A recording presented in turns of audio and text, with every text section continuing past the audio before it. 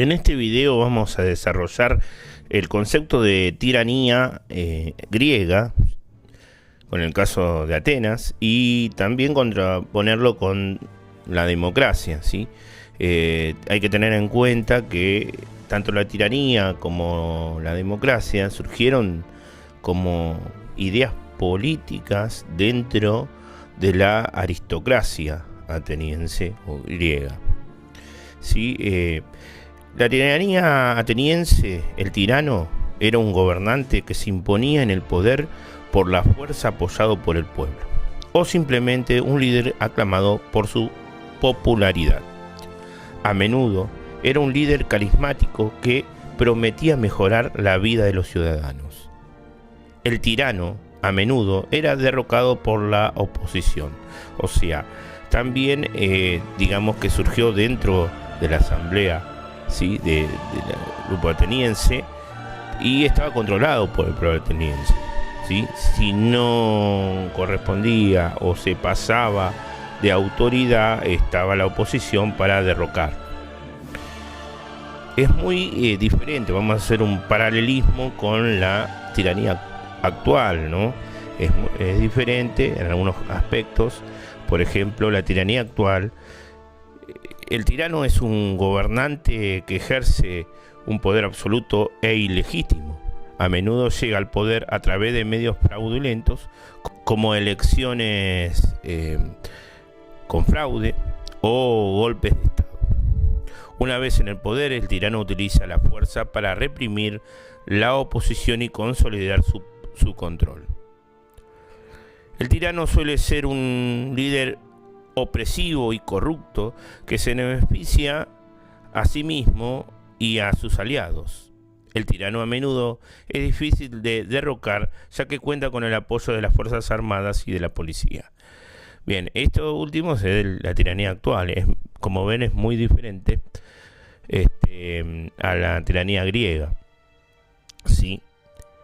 Pero bueno, vamos al caso de la tiranía ateniense griega y vamos a analizar al primer tirano, digamos, que nos muestra la historia, que es Pisístratos, ¿sí?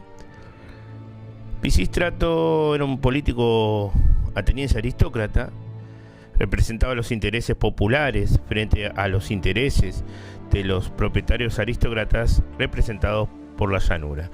O sea, digamos que en Atenas no había partidos políticos, pero había facciones, ¿sí?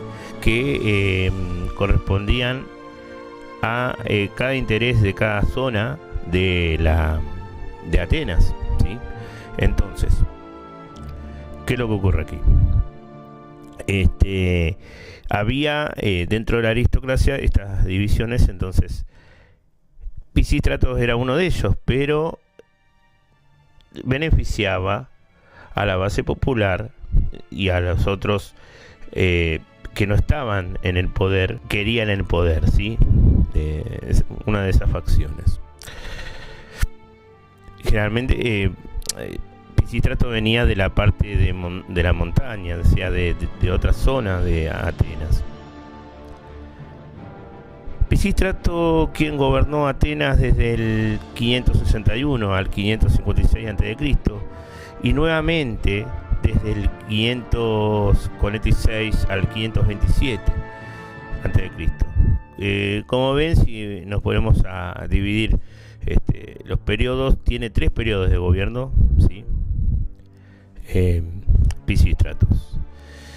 Él era un rico terrateniente y comerciante que aprovechó la inestabilidad política de Atenas para tomar el poder. Se presentó como un líder popular que podía unir a la ciudad y promover su prosperidad.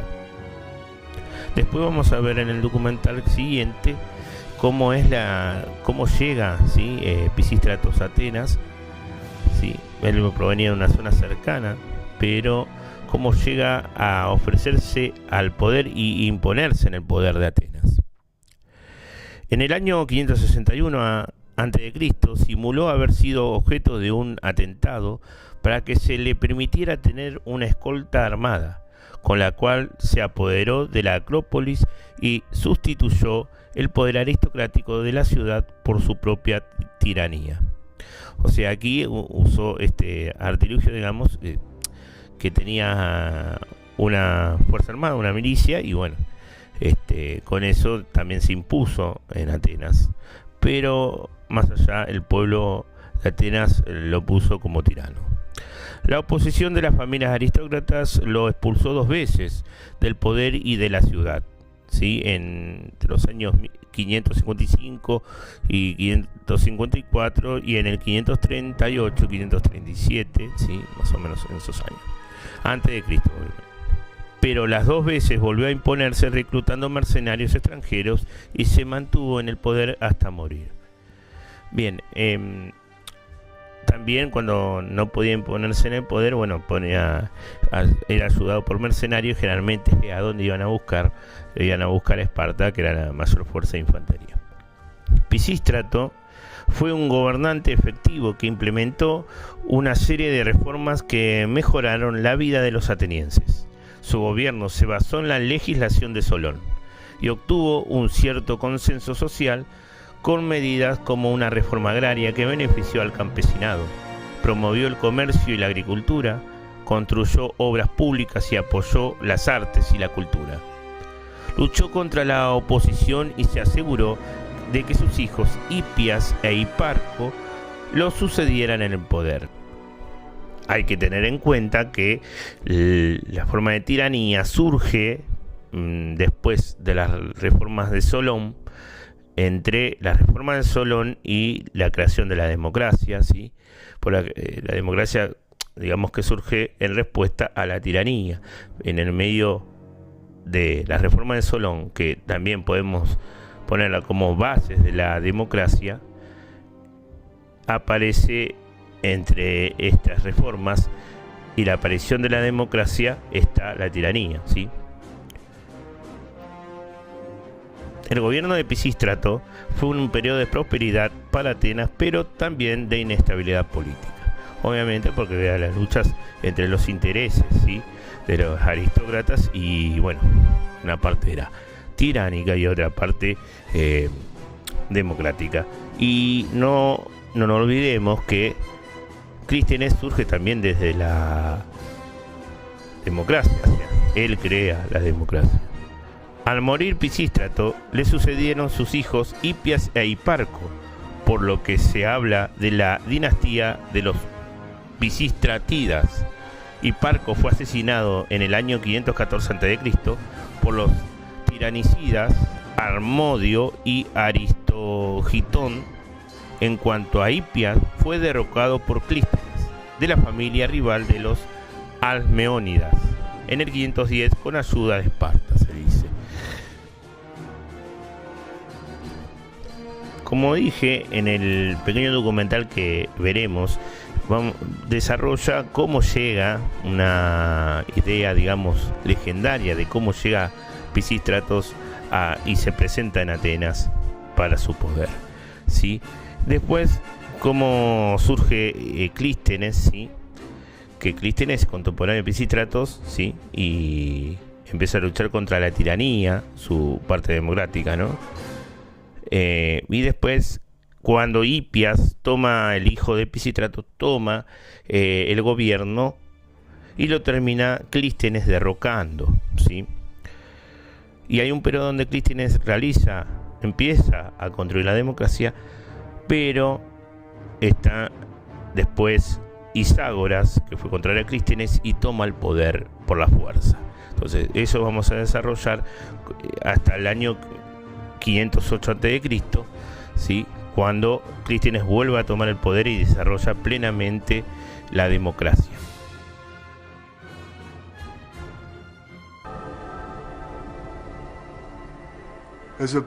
Hay un gran cambio a mediados del siglo VI, cuando un hombre se hace con el control del gobierno comportándose como lo que los griegos llamaban un tirano.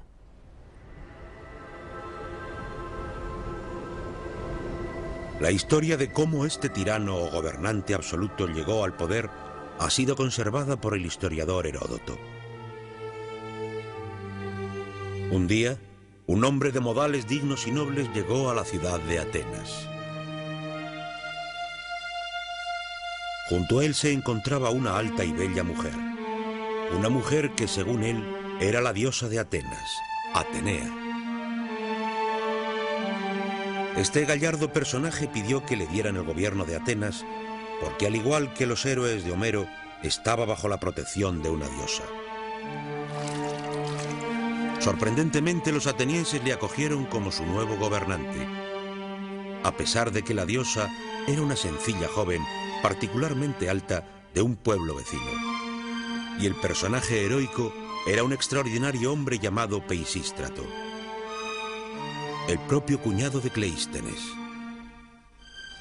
Pienso que Peisístrato era un excelente político. Sin duda, este hombre tenía un buen ojo para aprovechar todas las oportunidades.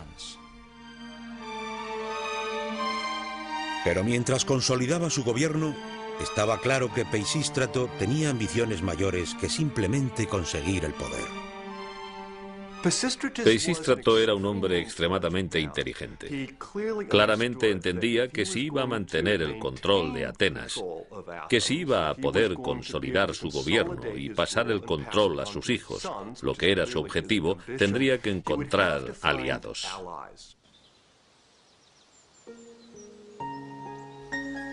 Peisístrato dio un paso extraordinario. Acudió a los atenienses corrientes en busca de apoyo, minando la organización social de aristócratas y plebeyos que había durado siglos.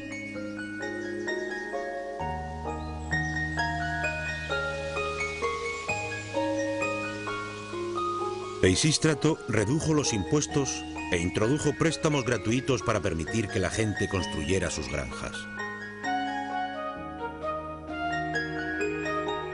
Y ofreciendo a los atenienses la oportunidad de prosperar, Peisístrato comenzó a transformar su ciudad.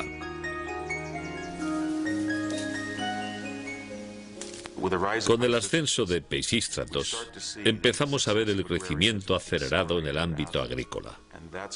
Y eso va a ser un grano que va a crecer y crecer y crecer en los 2 siglos siguientes.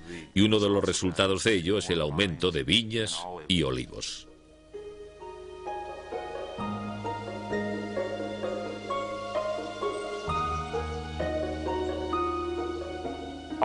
Los olivos se manifiestan en cada aspecto de la cultura griega. Económicamente, suministran aceite para cocinar, aceitunas para comer, lubricantes, jabón, combustible, así que se trata de un producto económico de gran valor.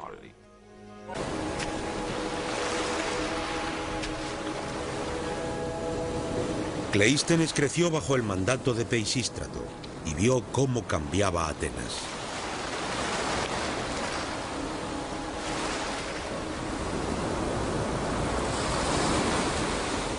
Su hogar había pasado de ser un modesto destacamento rural a una potencia económica internacional.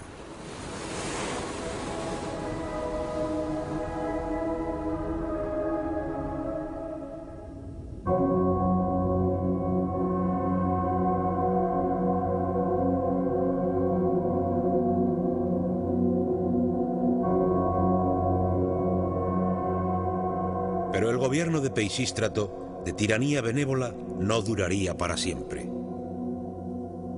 En el año 527 a.C. murió y le enterraron aquí, en el cementerio ateniense. Su hijo Hipias le sucedió. Al principio, Hipias siguió los pasos de su padre, gobernando Atenas con mano suave. Pero pronto, los atenienses descubrieron la peligrosa naturaleza de la tiranía.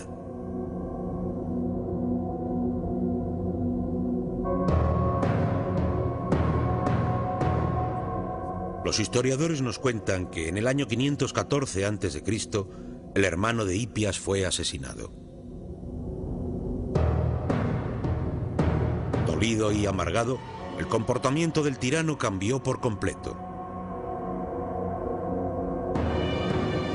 Hipias no solo ejecutó a los asesinos, sino que también torturó a una de sus esposas hasta morir.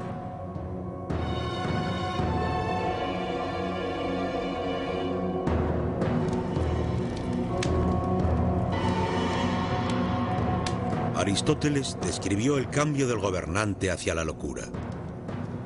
Después de esto, la tiranía se hizo mucho más cruel, ya que Hipías ordenó numerosas ejecuciones y sentencias de exilio para vengarse por la muerte de su hermano, y se hizo rencoroso y sospechaba de todo el mundo. Ahora, a los atenienses comunes les habían despojado de la libertad que habían ganado bajo el mandato de Peisístrato. Ahora en Atenas había una tiranía real en el sentido moderno de la palabra. Peisístrato había llegado al poder por un ideal. Ahora su hijo no tenía otro ideal que su propia supervivencia.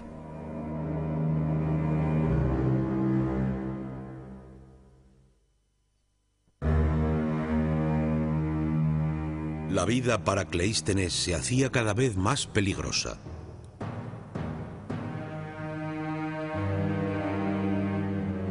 Ya que el paranoico dictador sabía que de aquí, de los aristócratas, provendría la mayor amenaza a su poder.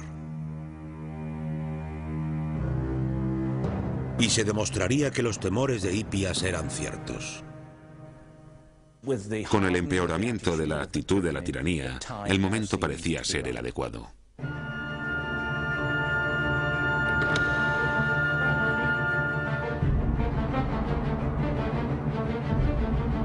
Cleístenes decidió correr su primer gran riesgo. Intentaría derrocar a Hipías para ganar poder para sí mismo y para su familia. La ambición de Cleístenes, poner su sello en la época, es algo que por supuesto tenía en mente desde una edad muy temprana. En las historias de los héroes vemos que necesitan tener éxito y vencer en el momento adecuado.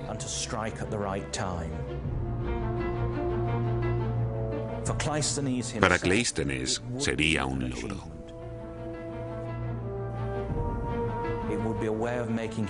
Cleístenes montó un complot para derrocar al tirano. Atraparon a Hipías en su fortaleza y desapareció de Atenas para siempre.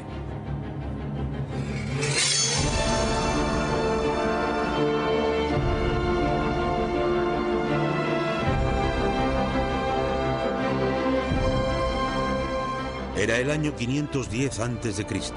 y Cleístenes ahora era uno de los personajes más poderosos de Atenas. Había vivido fijándose en los mitos heroicos, ya que desde pequeño le habían educado para seguirlos.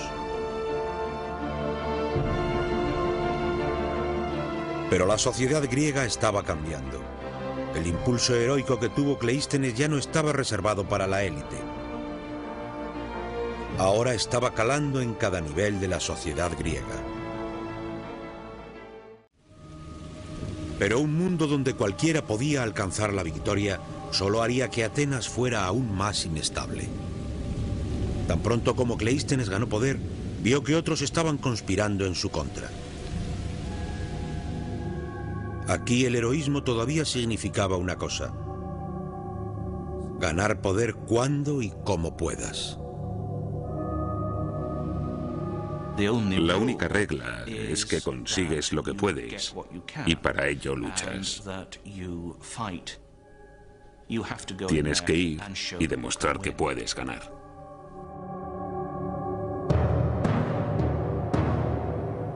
El más ambicioso de aquellos que conspiraban contra Cleístenes era un hombre llamado Iságoras. Iságoras era otro aristócrata ateniense. A él también le habían educado para creer que el poder era su derecho. Pero Iságoras también sabía que él solo no podía conseguir poder.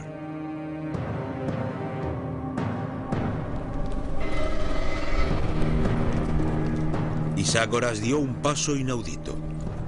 Salió de Atenas en busca de apoyo. Envió un mensaje a los espartanos, los guerreros más temidos por los griegos.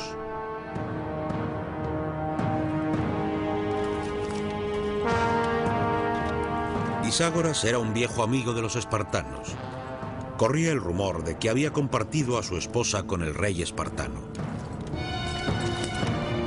Inmediatamente los espartanos proporcionaron un ejército con sus mejores tropas para que apoyaran a Iságoras en su intento para conseguir poder, para ayudarle a traicionar a su ciudad. Iságoras realmente se la estaba jugando. Atrajo al estado más poderoso de Grecia. Estaba muy claro que iba a convertir a Atenas en el objetivo del estado de Esparta.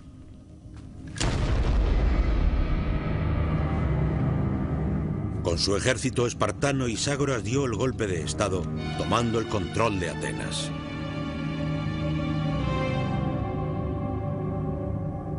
Él y sus tropas gobernarían desde el punto más alto de la ciudad, una fortaleza sobre la Acrópolis.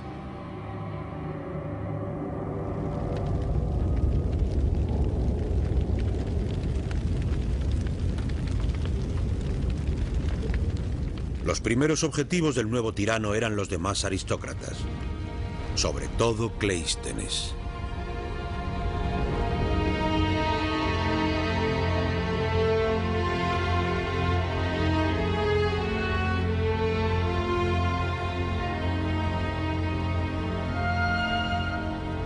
Unas 700 familias fueron expulsadas de Atenas, incluyendo a la de Cleístenes.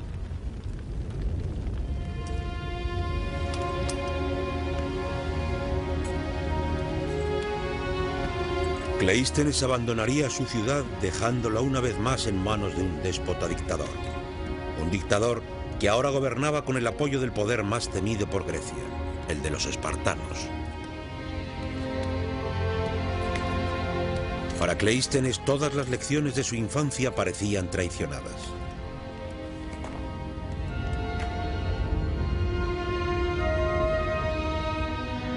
Había sido educado para ser un aristócrata y un gobernante. Para emular a los míticos héroes. Pero todo esto había conducido al conflicto y a la contienda, la muerte y el exilio, a las luchas por el poder entre una élite aristocrática.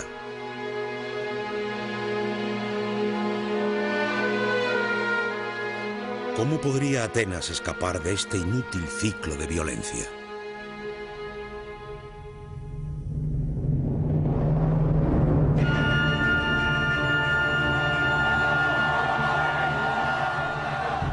Mientras Cleístenes sufría en el exilio, Atenas se estremecía por un extraordinario evento.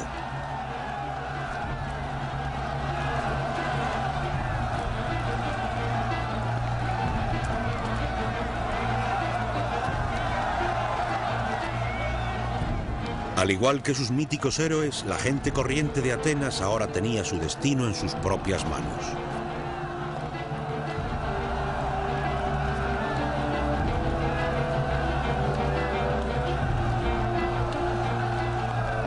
Se rebelaron.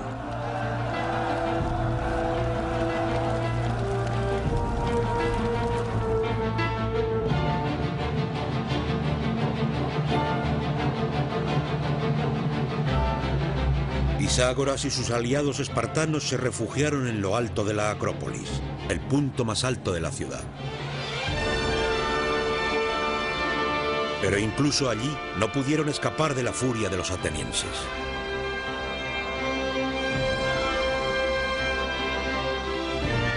Durante 2 días y 2 noches, Iságoras luchó contra este extraordinario levantamiento, hasta que finalmente, la mañana del tercer día, le forzaron a rendirse.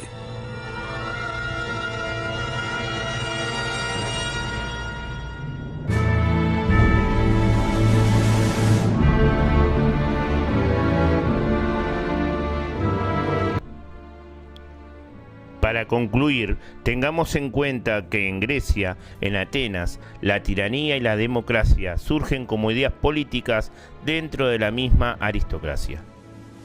Porque tanto Pisístrato como Clístenes provienen de la aristocracia, pero de facciones diferentes que se disputan el poder y la forma de hacer gobierno en la polis. Esto produce, sumado a las revueltas y el descontento social, un estado de anarquía dentro de la polis. La democracia sentó sus bases con la reforma de Solón, luego Clístenes siguió ese legado. En un primer momento realiza reformas democráticas con un impas de la tiranía de Iságoras, pero luego ahondó más y creó la forma de elegir en la asamblea donde participan los ciudadanos de la polis. Se crea así el gobierno de los demos, el gobierno del pueblo, la democracia. A mi consideración, sigue siendo elitista porque no todos podían ser ciudadanos, no podían elegir y no todos eran considerados pueblo. En definitiva, lo que solo les interesa a estos protagonistas políticos es el poder, concediendo a veces algunas concesiones al pueblo llano. Si tenemos que relacionar este periodo con la democracia actual, podemos decir que existen los mismos problemas en la lucha para ocupar el poder y el gobierno. La tiranía actual, como dijimos anteriormente, no tiene el mismo concepto que la ateniense del siglo VI a.C., pero podemos ver tiranos disfrazados de demócratas en los gobiernos, por ejemplo, los latinoamericanos.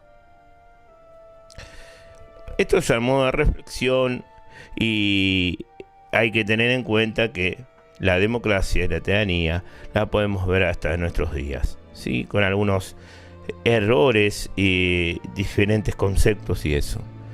Por eso igualmente hay que valorar la democracia porque es un sistema de libre expresión donde si el gobernante, nuestro representante, se equivoca, podemos protestar y decirle lo que está haciendo mal.